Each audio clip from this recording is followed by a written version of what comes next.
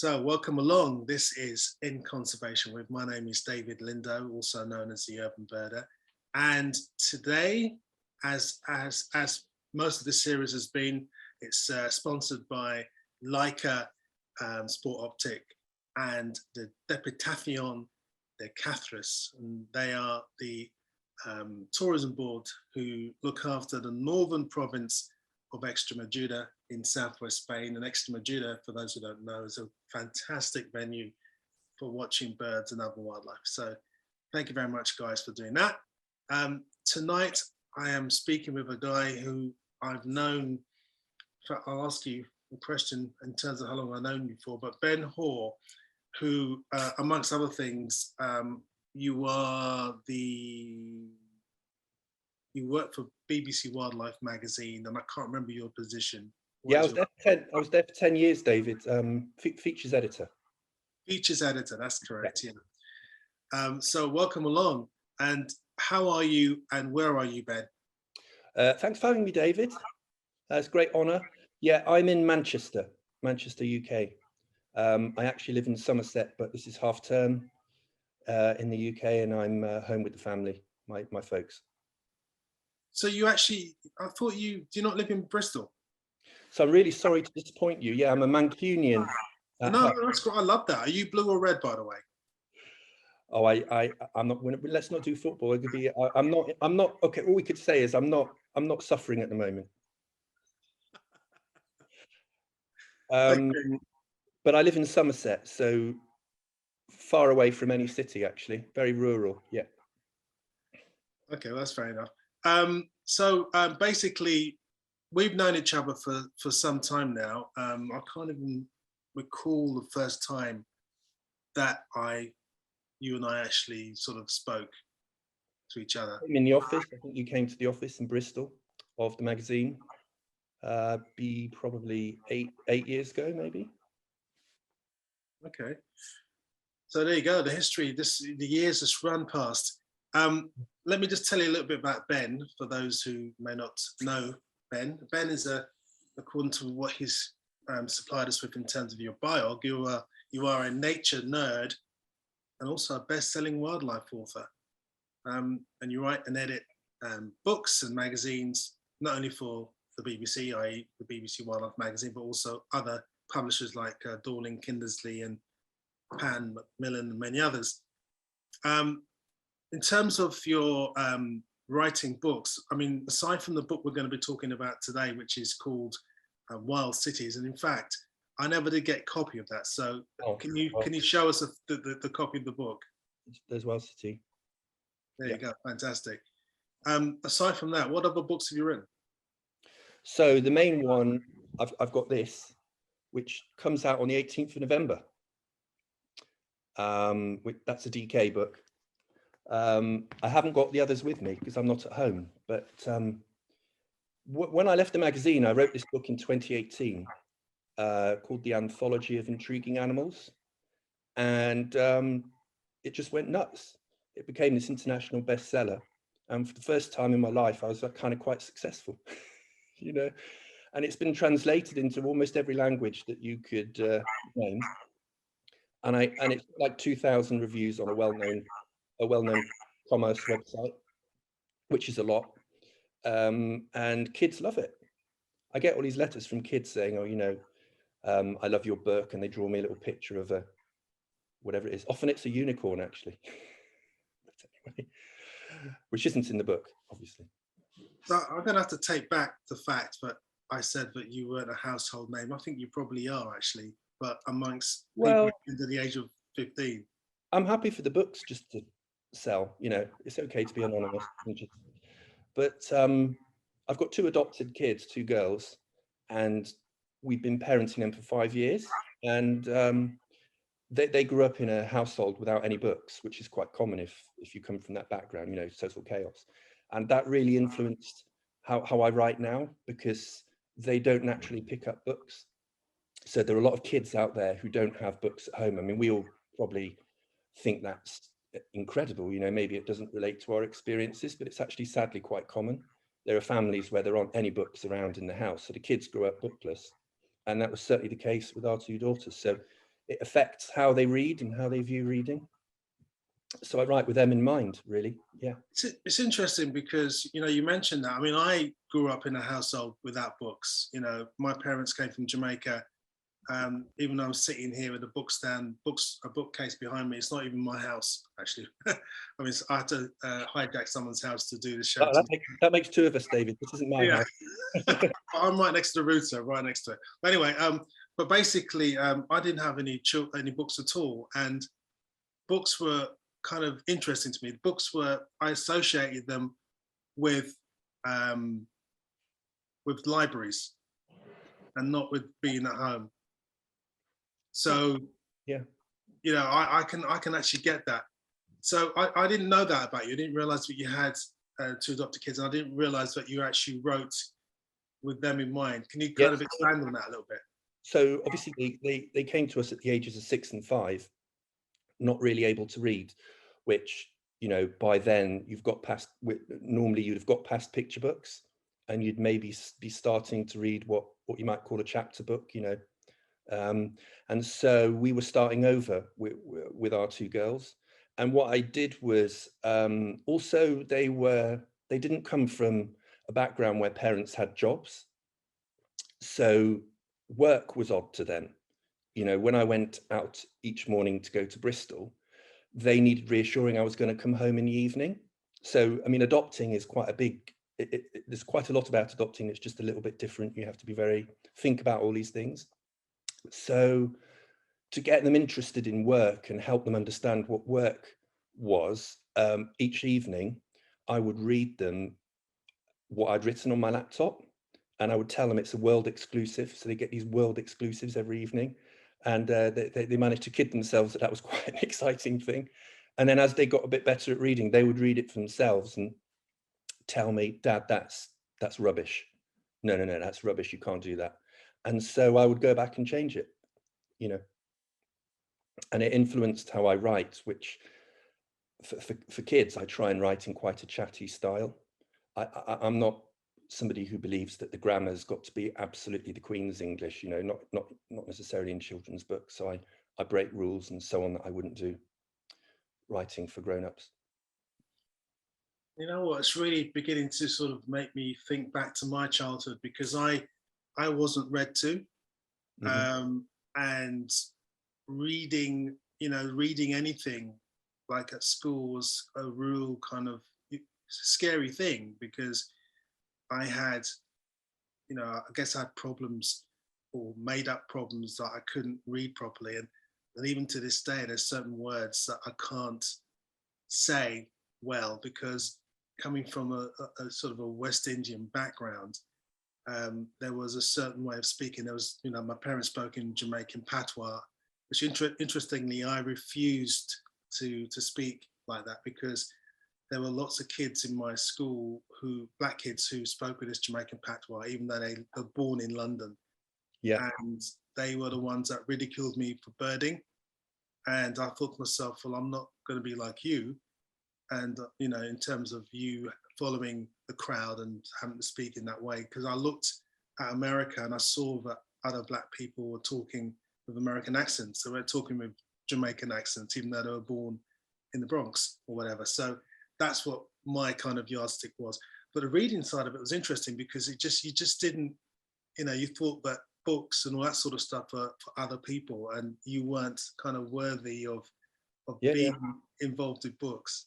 It's really true. And I think a lot of this is about mentors, because as a parent, if you read to your child, you're being a mentor, aren't you?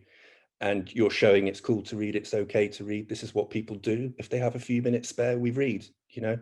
And if we were to bring a conversation around to nature, the same thing, similar thing happened, which was, you know, I'm obsessed with nature. We live in a place chosen because we've got, you know, nature all around us, owls in the garden and all this stuff. And I work in a job where I get to write and read about natural history all day long, which is a great privilege. But our two daughters, absolutely not. They hadn't seen a rainbow, they hadn't been in the sea. And if I put the moth trap out, their instinct was to kill my moths. I say they're not my moths, but the moths that we'd trapped. And I was saying, no, don't kill them. I'm not giving you them to, you to kill them. I'm giving them to hold so I can get a nice pic of you holding this beautiful buff-tip moth. So everything I had to rethink, you know, because they didn't know the names of any species. And I also realized that actually it wasn't that important to correct them if they called it a silver tit. Do you know what I mean? So we still have silver tits in our garden. I mean, you know, I quite like it. So what about you? How did you kind of get into natural history? You know, what was your spark? So for me, it was the opposite. I'm afraid. I mean, I was very privileged and still am. So I had a very privileged background where Dad recognized I had this interest in wildlife and then drove all over the place taking me bird watching, really. So I was very lucky. You know, it's the complete polar opposite. So it was so natural. I didn't really think about it. And, you know, at that age, you just assume that's how everyone lives, don't you, really? You don't really have an idea of privilege when you're at primary school. So there are pictures of me looking at, well, everyone's got pictures like this, I guess, looking at ladybirds and sitting in fields of buttercups. And I'm sure everyone watching is the same, but I can often remember when I see a species, I can remember where I first saw it. So you associate, first times you see things, you associate with places, don't you? And that brings the memories back. So for me, when I knew I was going to chat to you today, I was thinking quite a lot of the species that the first time you see them is in an urban setting. You know, my first fox was in South London, and it was quite a long time before I saw a rural fox. Well, for good reason, because they're persecuted, obviously. But I'm sure you're the same. Do you find that you remember places, species and places sort of become linked? Yeah, because for me, especially early on, writing lists of birds that I saw reminded me of not only the place and time I was in, but also my life at that point as well. So it really helped me, for example, when I wrote my first book, and it's essentially an semi-autobiography. Looking at the list of birds that I went to, whatever place on such a date, also gave me the timeline for my life. So I kind of knew what music I was listening to, you know, where I was living, all that sort of stuff. So it kind of really, for me, is the thread of my life. So yeah, that and music are the two things that really kind of put me in a place and time. So yeah, I totally get that. And I mean, I think that's still true now, really. But and the book Wild City, I think one of the things that I realized, one of the things that made me write it was that about half of the world's population live in cities. So we could have a big debate about whether that's a good thing or a bad thing. You know, there's lots of bad things about urbanization, but the fact is a lot of us do live there. But if you look at the media, if you look at the books, the magazines, the TV and film, most of it doesn't really reflect that. So there were very few books that were exclusively urban in the way they portrayed the wildlife. So you'd get the urban fox, and that was maybe it. You might get a peregrine on a skyscraper. What you'd get is you get books with all the habitats beautifully laid out, coral reefs, rainforests, the savannah, and it's all fantastic. And then you get to spread 62 at the back, and you get the urban spread, which has got a canal and a few other things like that in it.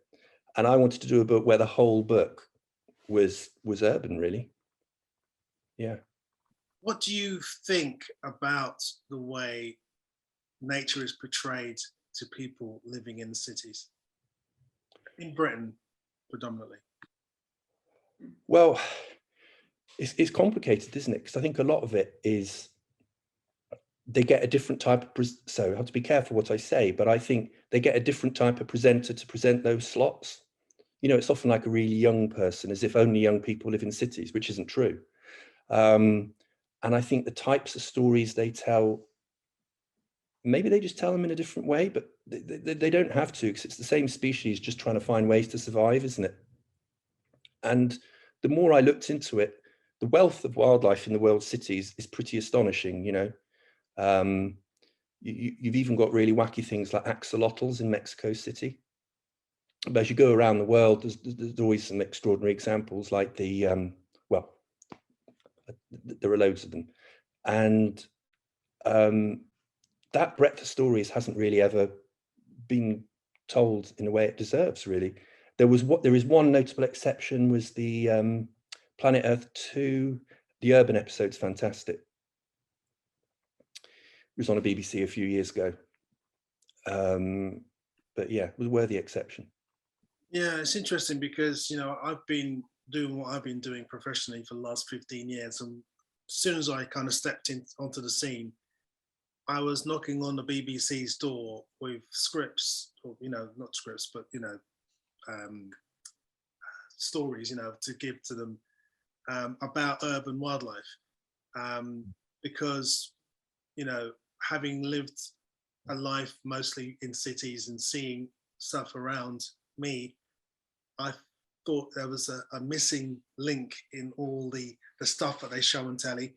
And the responses I got initially were very negative. It was like, birds are boring, I was told, actually, or there's nothing much in urban areas.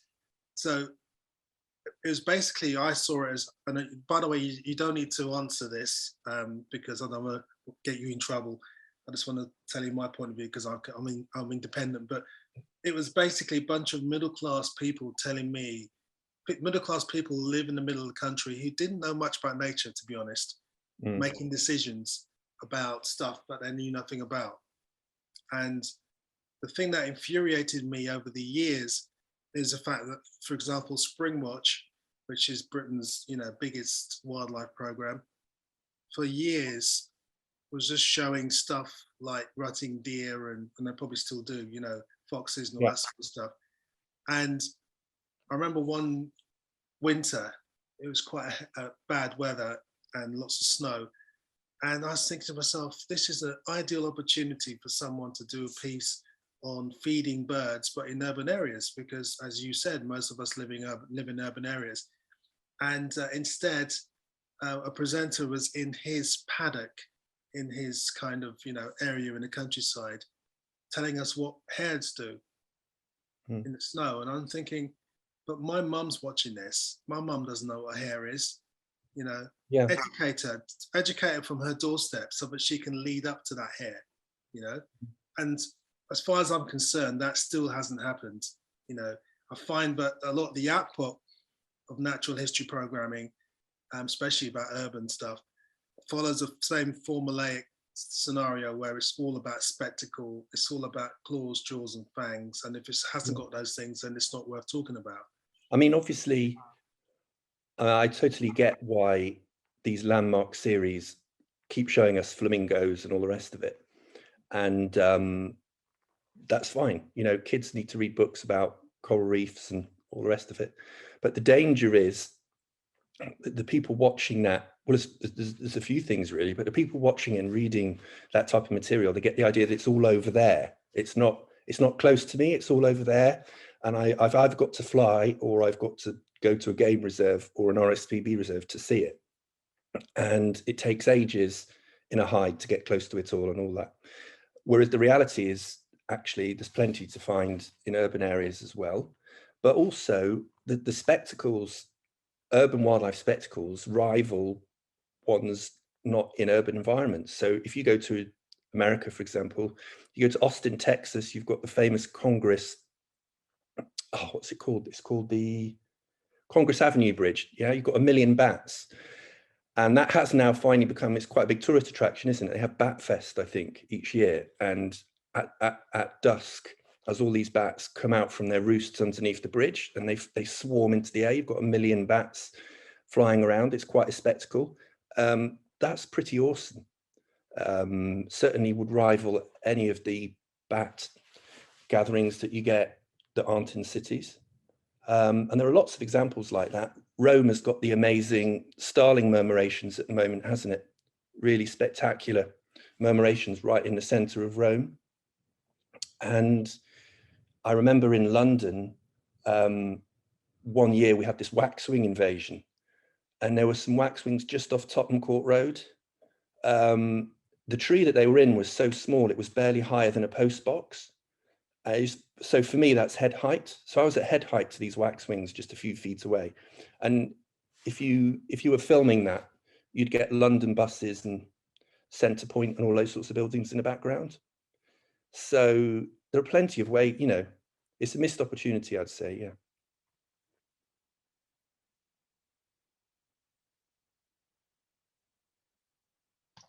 Oh, you're muted, David. Sorry. I'm keeping muted because I'm getting a bit of feedback.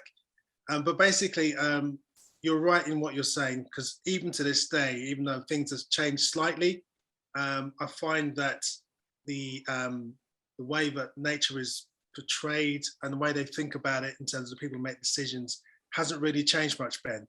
It's very much a case of people, if it doesn't sort of have a big number of things to look at, then it's not that important. And I think people missed a massive trick during lockdown when people were at home, and obviously a lot of people were in urban areas, and you could have brought a lot of that stuff outside their front door straight to their TVs. Yeah, no, I agree.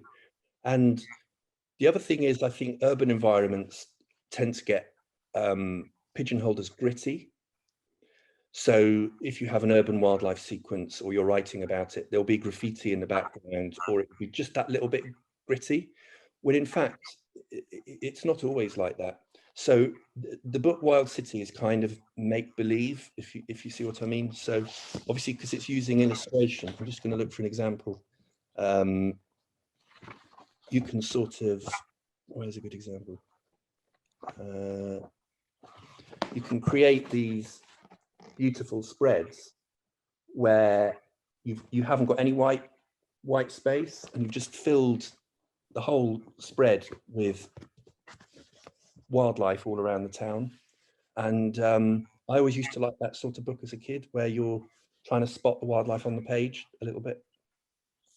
Yeah, I mean, going back to gritty, you're so right about that. Because I remember the BBC did a 3-part series on urban wildlife, and I couldn't believe how stereotypical it was in terms of they had this, the music was this kind of cheap, kind of beaty, kind of rappy, beaty stuff. And they obviously hired a black actor to read a script. And the script he read was kind of trying to sort of be cool about it all. And it just didn't work. It was actually awful.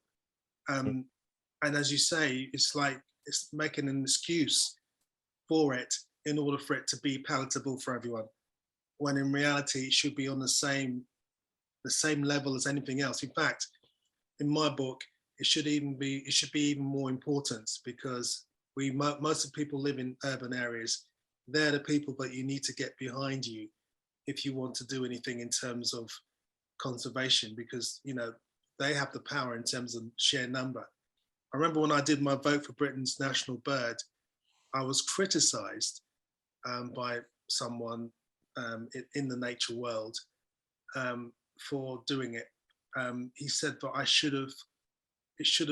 all the effort should have gone into stopping the grouse being shot, and I'm thinking, well, yeah, but do you not realize that by appealing to a wider audience means that you're going to get more people interested that have not been interested before, as opposed to just trying to just talk to the same people that do things the whole time. So it's about broadening aspects, and I think that is a thing that's so sadly missing even to this day. And there's people like yourself and myself and a few other people who are putting out stuff there about urban wildlife, and hopefully that will be something that will, be the foundation for greater things in the future. But I think it's a shame that in 2021, nearly coming up to 2022, we are still viewed as pioneers.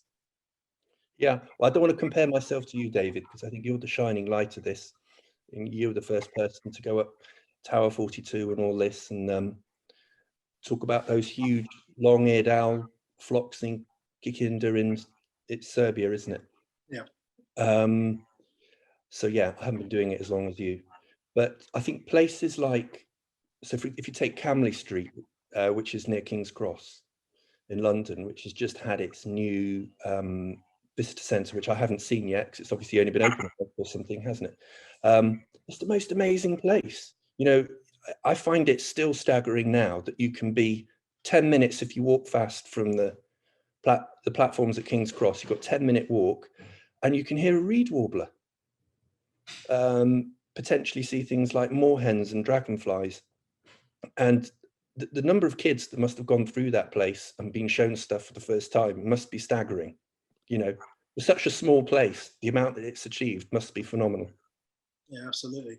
So places like that are just, I think they're as amazing as your reserves like Minsmere, just in a different way. Yeah, absolutely. Now, as you know, I've grown up all my life being interested in urban nature, in particular birds.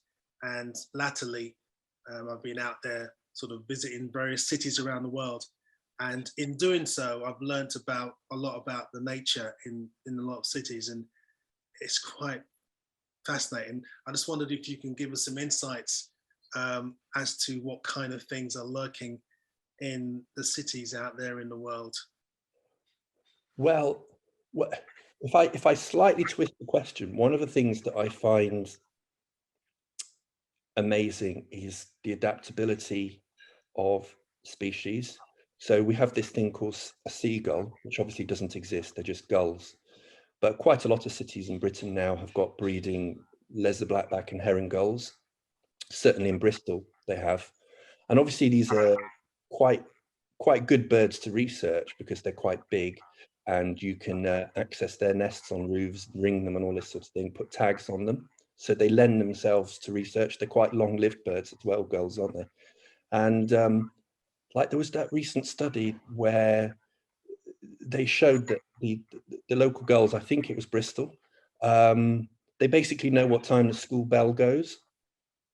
So 3:30, the gulls know exactly which parts of the city to be in, because that's when they're going to get the bits of chicken that are dropped on the floor out on the pavement outside the chicken shops and whatever else kids are eating. And that's a complete change of behavior for these birds, isn't it?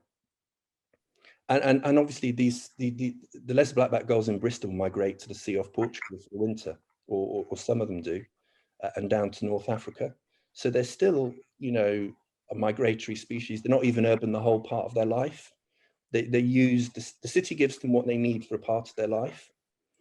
So going back to what you said earlier, there's a very large number of species that seem to be able to find what they need in cities. It's much larger than you imagine. That doesn't, I don't know if that answers your question really. It's gone on a tangent, but. No, I mean, you know, it's backing it up really. I mean, I think, you know, there's a lot to be said about urban wildlife. And I think one of the best things about it is the fact that you can get closer to it than you would do ordinarily. I remember being in Los Angeles once, and I went off the beaten. I was in a canyon, and there was a track around this canyon, and people were jogging and walking and whatever they're doing. But I went off the track into the bush because I saw a bird fly there, so I followed it in, and then I was aware of a loud rustle behind me, or alongside me, and I thought, that doesn't sound like a deer, and I just had a feeling it was a mountain lion. Wow. I just had a feeling, and I thought, you know what? As much as I love mountain lions, and I feel like I might have been one in the past, now's not the time to find out if that is actually true. So I just decided to discreetly come out of the bushes. But it's just incredible that, you know, potentially I could have had such a close encounter.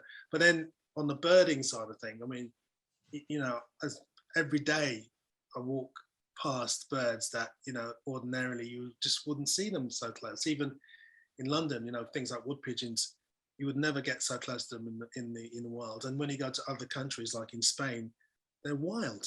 You know, there's no way you can ever get near them. I mean, obviously Japan has got this phenomenon of urban deer. They've got these seeker deer that are sort of strolling down the pavements, and people buy bags of food to feed them. You go to Amsterdam, you've got quite tame herons that stand on bus shelters and walk around the pavement. they hang around the fish market waiting for bits of squid and fish to be thrown to them and stuff like that. Then you could go on. There are lots of examples, aren't there? And then because the wildlife is approachable, I think people take an ownership of it, possibly in a slightly different way. So if you think about New York, there was that red-tailed hawk. So there's red-tailed hawks in New York, and then in the 1990s there was this one particular male red-tailed hawk that was nicknamed Pale Male. And in the 1990s, thousands of people in New York were getting pleasure from the dramas of this bird. I mean, this is a little bit before social media, isn't it? But he's been turned into a book and a film. And if you look on the internet, there's still a bit of a debate going as whether he's still alive or not. There's all sorts of theories. Is Pale Male still alive? Which I think is pushing it probably. But that one bird has given a lot of joy to a lot of people. And in the most urban environment there is, really, Manhattan. Yeah. But what are the most when you were researching the book, what were the most surprising things you found in that were in cities? So in a few cities in South Asia, you get water monitors, which are like a smaller version of a Komodo dragon, basically. I mean, fortunately, they're not quite as big as a Komodo dragon, but you don't want to tangle with one. And they go in the sewerage system of some of these Southeast Asian cities. And I don't think they're universally liked. So, maybe we shouldn't wear rose-tinted specs, but I thought that was fairly awesome. If you go back to New York, you've got humpbacks swimming up the River Hudson now. You go to Alberta in Canada, you've got moose. You get moose loose on the streets. There are loads of examples. Sadly, sometimes, so there are some Russian cities that polar bears are turning up in, and that clearly isn't a good thing. They shouldn't be there. They're there because they're starving, and they're sort of wandering to rubbish dumps and to the edge of cities in Siberia. But there's a lot of really uplifting examples all around the world. And sometimes you get a situation like with Mandarin ducks, let's say, where there are now more Mandarin ducks in the introduced range, which often includes cities and city ponds and so on, than there are in their native China. So sometimes these urban populations can be quite important. They can be of conservation value. In the book, we have these Bogong moths, which are, if I'm being honest, not very impressive to look at. They're just a kind of brown grey kind of moth. They live in Australia, and when they migrate through some of these Australian cities in Southeast Australia, the lights of the glow from the city draws them down, and swarms of moths descend. They can cover an entire building. It's like that artist, is it Christo, the artist who wraps entire buildings? You've got an entire building covered in moths. It's quite special. What do you think about people in the world living in urban areas? Do you think that they are connecting with this wildlife, given that we've said that they're easier to see in urban areas than they are outside? Or do you think that most of us are living this life oblivious to nature, and basically just looking at our phones the whole time? I think it's probably a bit of both. But one thing I learned with our two adopted kids is our girls, they're not interested in rarity. And they don't even mind if they've seen it before or not particularly, but they do like to touch and hold and feel things and get close to things. So conkers. My youngest went through a phase of collecting conkers, but I don't mean one or two. She used to fill entire buckets of conkers. So by the front of our door, we had like so many conkers. I'm like, I think we might need to give some back for the tree now. That's quite a lot of conkers. But kids are not discriminatory in that way, are they? Like adults are. I think they can. If a pigeon's doing something interesting, there's no point in telling them, you've seen something rarer. You're not going to get their interest. They just want to watch the pigeon.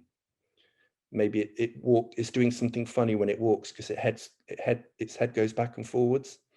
I mean, you know, that's going to be more interesting to them, isn't it? Or look at that pigeon, it's only got 1 foot, which is a bit sad, obviously, but they're spotting things, they're reacting to things in a different way. And but what you were saying about, I think actually there are loads of examples of people embracing the wildlife of their city and being really proud of it.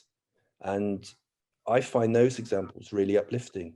There's a city in Brazil near the Pantanal, and some blue and yellow macaws moved in, and they've now got a square called Macaw Square. The trees, the palm trees which are on the streets that these macaws nest in, are now like protected, and you've got urban macaws, which is nuts because they're the world's largest parrots. I mean, how amazing to see, you know, macaws are getting rare pretty much everywhere now, aren't they? So to have urban blue and yellow macaws is amazing. Yeah, it is. You know, you're talking about not sort of wanting to get involved in rarities in terms of kids just accepting things for what they were. I think when I was a kid, I was a bit of an exception to the rule because there was a time when I was in primary school, I was collecting ladybirds because there was a very brisk trade in ladybirds, and it happened to be the year when there was a massive invasion from the continent. So we were collecting ladybirds in the school playground, and because I had a bit of a natural history background, I knew that by going into the school woods, I'd find different species. So I'd come back with yellow ones with 10 spots, what have you, and the yellow ones were worth much more because we used to do straight swaps. But you can swap, one yellow one was like maybe 10 or 15 red ones. So I was becoming pretty rich in ladybirds. Until, so in other words, I was looking out for the extraordinary amongst the ordinary until the day, because I used to be a handler, I used to handle all of them all the time, until one day one bit me, and I've never really touched ladybird since. But, that was quite an experience. I mean, there is this phrase, ditch vision, and children have ditch vision. I'm now the proud owner of a jay feather, which I always wanted a jay feather, but let's face it, I'm 48. I haven't found one yet. One of my girls found a jay feather really quite easily. So the sweetest thing ever was when she offered it to me because she knew that actually I really wanted it. That was quite sweet. But yeah, like with your ladybirds, I think children, maybe it's not just because they're lower down. There's something else. There's the way they're looking at stuff. It's definitely different. I think they spot things we don't spot. Yeah. But do you think that, I mean, you sound, you know, you and your partner are very sort of aware and trying to give your kids the best outlook on life in terms of getting them to immerse themselves in all the levels of life there is in terms of natural history and what have you. But do you think that you are a rarity? Do you think that it's because of your background that makes you do that? Do you think that if you came from a working class background, and even more, you know, even if you were like an immigrant, would you have the same kind of attitude? So there's several really interesting things in what you just said. Sadly, I think the answer is it's nowhere near common enough. So Louise and I, when we do the school run, when we go to the girls' primary school, there's no nature table in that school, and they don't have forest school sessions. But what I found a little sad was that there aren't really any parents asking for it either. You need parents asking the head teacher, why aren't you doing forest school? Where's your pond? Could we have a nature table? Could we celebrate Endangered Species Week, whatever the thing is? And none of that really seems to happen. And there's lots of reasons why that is, but I think, sadly, we all live in our bubbles, don't we? So the bubble that we're in right now is quite a cozy wildlife friendly bubble, and my Twitter feed probably looks the same as yours. It's full of like-minded people, and it is good sometimes to realize that that's not everybody. And so I'm also trying to write books for people outside my filter bubble, you could put it that way, I guess. So it affects the type of facts that you put in. You know, I tend to put wacky facts in sometimes and almost miss out some of the things that might be really obvious to say, if that makes sense. But I think it's a big deal, David. This connection with nature, it's really deep rooted.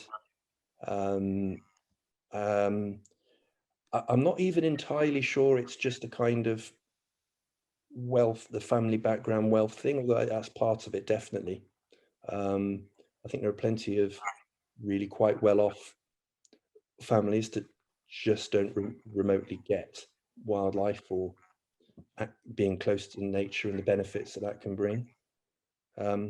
Yeah, this is a bit gloomy, David. I'm feeling sad now. Well, let's stick on that subject for a little bit longer. Why do you think people don't care? Well, I guess to some extent, you grow up into your parents, don't you? I guess you obviously found a spark and forged your own path, but for a lot of people, I suppose they do, those early influences. And I do wonder sometimes if a lot of the wildlife groups and clubs come across as a little bit, it's an awkward phrase to use, but a little bit middle class. I don't know. Class is a funny thing, but because we've adopted two girls, I sometimes wonder what they are, you know, because they're a funny mix. I wouldn't necessarily take them pond dipping because I wouldn't want to offend other parents with how they might behave. As far as I'm concerned, they're enjoying that space, and that's important in the way they like, but it might not necessarily meet the standards that the other people expect. And I think it's important to bear that in mind, you know. So finding places where people can do that is tricky, obviously, you know, because you don't want kids making a lot of noise and hides, but they do have a right to be there. I think that's quite important.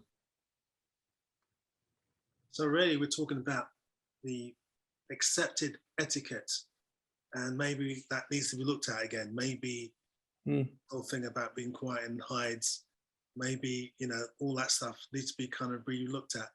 And for me, the only way to kind of get that message across is through the media. So the likes of the BBC and all those guys have to look again at how they tell the story and tell it in a different way. But you can't answer that question either.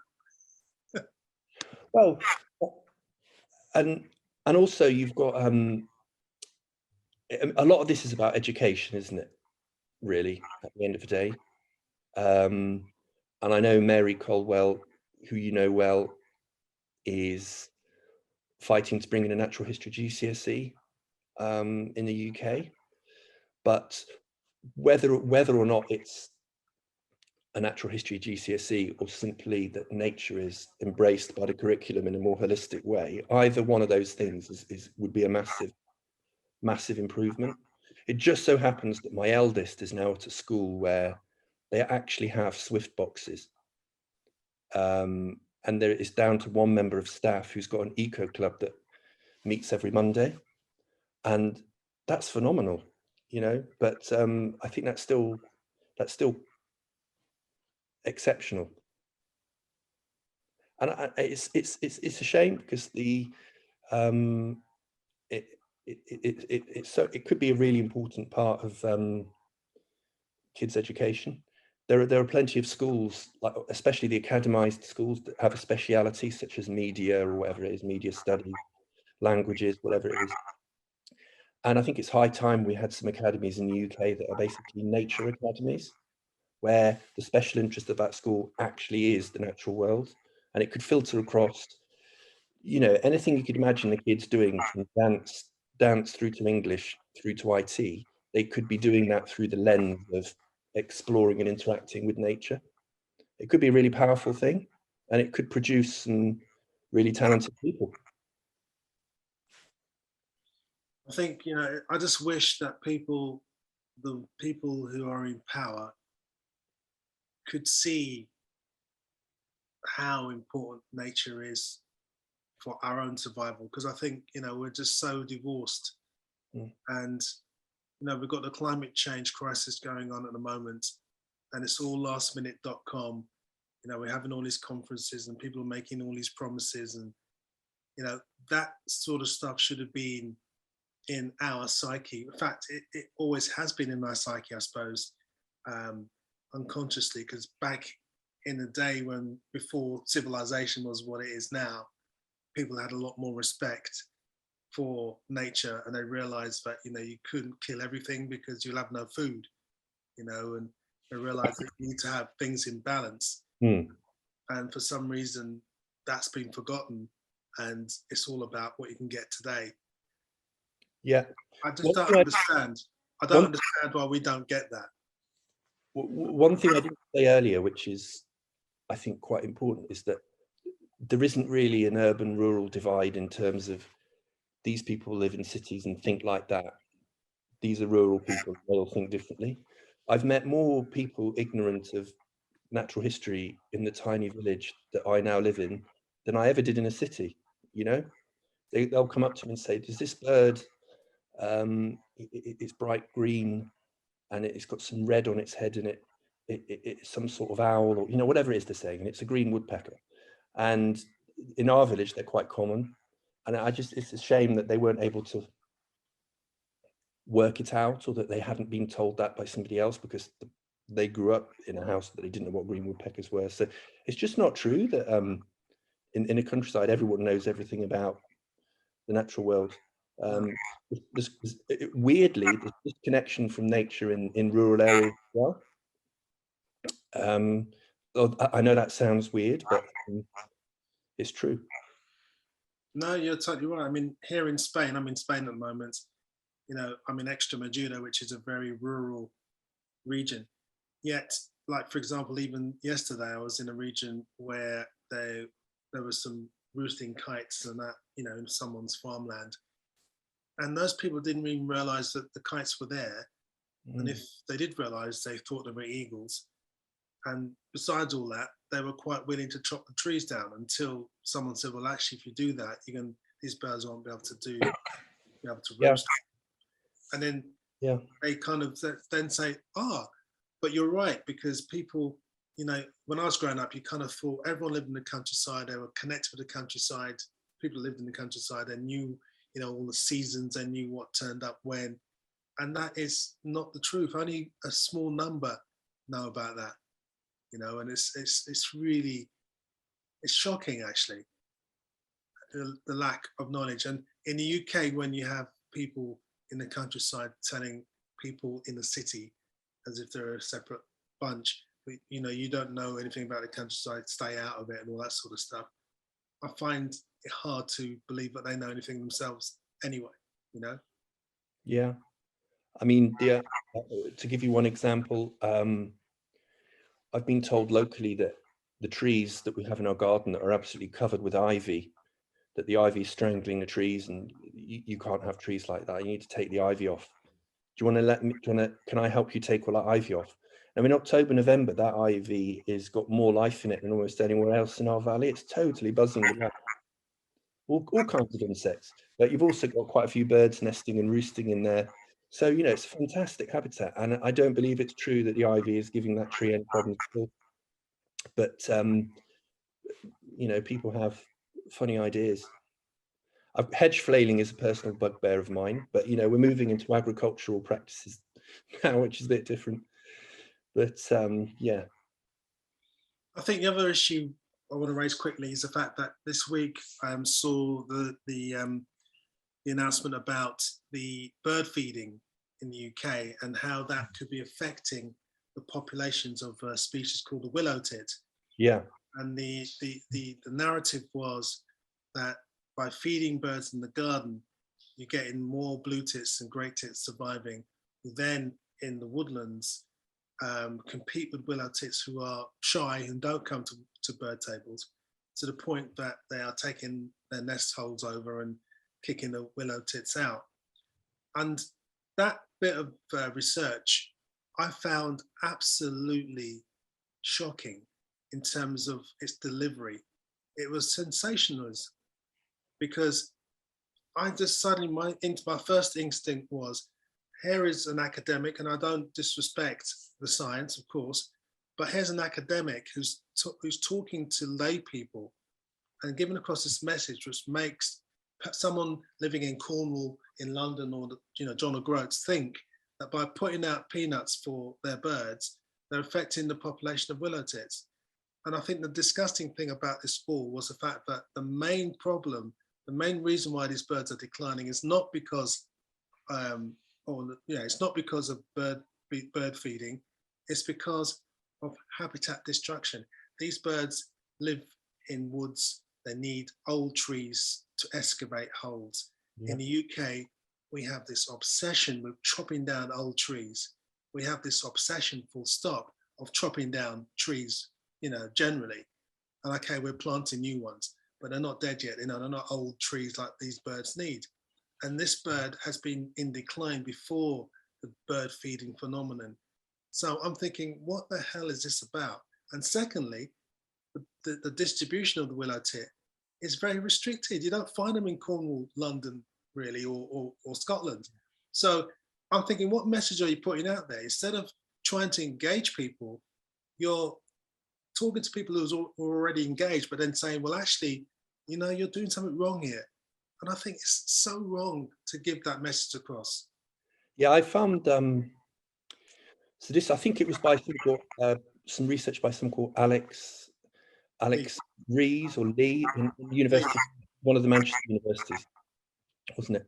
And I found myself a bit torn, actually, because I can't remember the last time I saw a willow tit in Britain. In fact, the last time I saw a willow tit wasn't in the UK, it was actually in Estonia. And it was, I have a feeling it was one of those northern subspecies. It was like a rather impressive pale willow tit, very nice.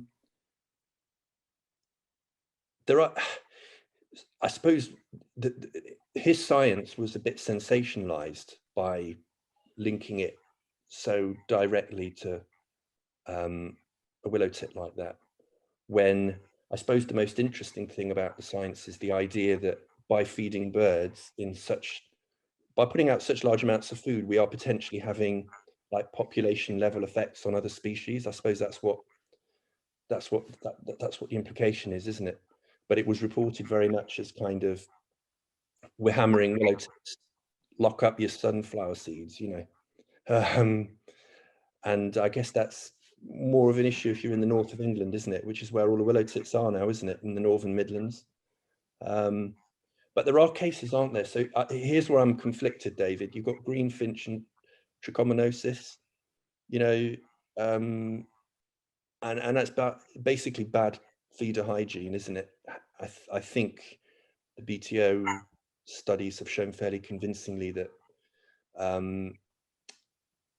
that there could be a link there. Trichomoniasis is to the greenfinch decline. Where are you likely to catch that sort of disease? Where you get large number of birds gathering in one place at a bird feeder. So it seems quite likely that we've loved the greenfinch to death. Maybe, I don't know. But I would find it hard to stop feeding the birds personally, because it brings joy to us as a family, and we're obviously individually dramatically increasing the numbers of small birds in the winter around our house, aren't we? Yeah. All right, so listen, you got a little quiz for us, haven't you? I have. Shall we do it? Yeah, let's do this little quiz. So I've got five cities, and what I've done, I've got 3 species that live in each city, and you just got to guess where we are. Okay. And this is for Zoomers out there as well. You can write the answers in the chat. So I think, David, I'm expecting you to get full marks on this. 4 or 5 is your target out of 5, I would say. Right, so the first city is home to wild boar, goshawk, and nightingale. Okay. Okay. Wild boar, goshawk, nightingale. Okay. The second city, Chacma baboon, jackass penguin, and I'm giving it that name for a reason. And agapanthus, which is a type of flower. Okay. So the third one, we've got smooth-coated otter. And if I give you a clue, I'd call it Asian smooth-coated otter. Okay. White-throated kingfisher, which as a kid I would have called a Smyrna kingfisher, but I guess, yeah, it's changed its name, hasn't it? And the wonderfully named dog-faced fruit bat. Okay. And then fourth city, okay, different continent this time, is home to monk parakeets, common swifts, and lesser kestrels. And those last two species are nesting on the same building in quite large numbers. Maybe that one, that's not too far from you, David, there's a clue. So the final city, you've got leopards living there, spotted deer, and Hanuman langurs, species of monkey. That's your 5. Okay. Shall we run through? Okay, so they're the 5 questions. We'll have the answers in a minute. But let me ask you a question. What's your favorite bird? Probably a hoopoe. I can remember we were on a family holiday to Menorca, and one of these flew in front of the car, and it was just the most exotic thing up to that point in my life I think I had seen. It's like half butterfly, half bird, isn't it? It's almost not like you can imagine a bird could be like that. It's got such ridiculous wings. How does it even fly? And then the beak on the front of it, and then the crest, and it calls its name. I mean, everything about that bird is wonderful. And I'm lucky. I've seen one at Spurn in the UK, so it's on my UK list. But it's a bird I associate with the Mediterranean, I think. So it brings back memories of sun and holidays in the Mediterranean. Fantastic. And if you could be anywhere in the world, notwithstanding the current restrictions, where would you be right now? Right. So I haven't actually been abroad since 2017. So that's for personal reasons. I'm not moving around as much. But if we leave all of that to one side, if I could go anywhere with no cost to anyone or anything, I think it might be the Falkland Islands. So it'd be a toss-up between the Falkland Islands and South Georgia. And I have been to the Falkland Islands, and I literally felt like David Attenborough was next to me and talking about the bull elephant seal doing this and the black-browed albatross is doing this. And, you know, there are more penguins in the Falklands than there are in Antarctica. That species, not numbers of penguins. But you've got southern giant petrels, and sometimes there are no other people around you watching these things. You know what I mean? You're on an island and there's only a few tourists there. I mean, very difficult to get to. Have you been, David? Yeah, it's an amazing place. Lucky man. Yeah. All right, Zoomers, just to let you know that on Monday, the 1st of November, we have Dr. Amy Jane Beer, and she'll be here. She's been here before. She's going to come back to talk about a tree a day. She's written a book of the same name, same title. On Monday, the 15th of November, we have a guy called John Dunn. He has written a book called The Glitter in the Green. It's in search of hummingbirds. So it's all about hummingbirds. And Thursday, the 2nd of December, 7 o'clock, is a guy called Eric Eaton. He's written a book about wasps, and it's an ID guide to wasps of the world. So wasps don't get much good sort of press really. So he'll be here to put that right. So please come along and check all those out. Now, in terms of the answers for the quiz, you can find out Zoomers and anyone else watching this, you can find out if you become a member of the Urban Birder World community. And you can find out, it should be in the, in fact, should be in the chat now, but you can find out how to join, and you will find the answers in the Q&A, which follows swiftly on from this. So if you want to find out the answers to Ben's really intriguing questions, then join up and you will have not only those answers, but a lot of different answers when it comes to appreciating the world's urban birds. So how many, David, how many do you think you think you did okay? I could see you nodding for some of them.